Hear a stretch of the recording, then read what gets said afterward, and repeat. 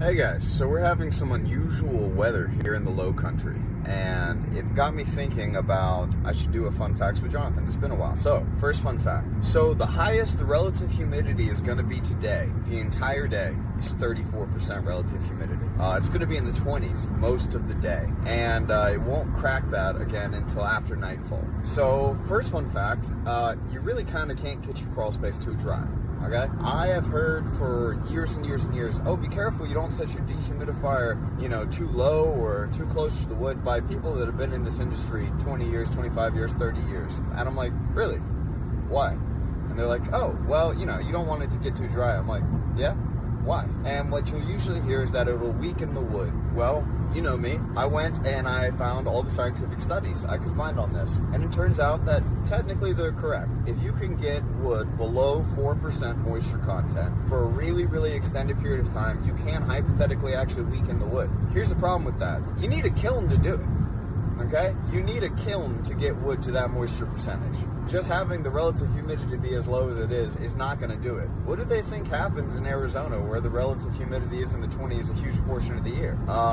Right now, the relative humidity is going to be 20%. And guess what? Your dehumidifier can only dehumidify to about 40%. So you can't set it too low other than you could potentially, depending on the air exchange between your crawl space and your house, make it a little too dry for your liking, like your contacts could get too dry. Okay, now, second fun fact, non-crawl space fact. I learned this on an episode of Radiolab. In 2014, there was a series of fungal infections across multiple hospitals, and they became aware of each other, and they freaked out because they said, oh no, we must have a medical contamination. And they went through looking at everything, IV bags, needles, everything, trying to find the source of this fungal infection.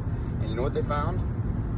Nothing. Eventually, what they realized, though, was that there was a commonality. You see, all these patients had a relatively low body temperature. And the deal with that is this. Modernity has sapped us of our ability to thermoregulate. And I know that sounds crazy, but hear me out real fast. If you were to draw a chart with what is the minimum temperature at which, what's the least energy expenditure, and what is the temperature at which, given enough time, fungal infections would not be able to grow within blood, you would get 98.6. We are literally calibrated to keep ourselves just hot enough that funguses can't grow in our blood. Just barely hot enough.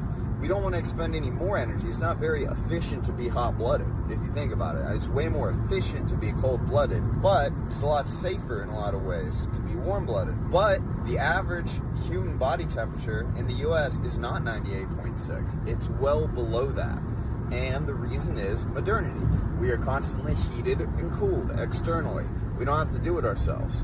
I wanted to check and see if I was sick several years ago after I heard this, and I realized that my body temperature was 96.7, and I was just angry. I was like, how dare you? How dare you not be 98.6 after I had heard this. So now, for several years, I don't use my heat. I use it in my house because my partner, my girl, will be very, very upset if I don't. But when I'm driving, when I'm working, when I'm out and about, anytime I can be cold, I'm just cold.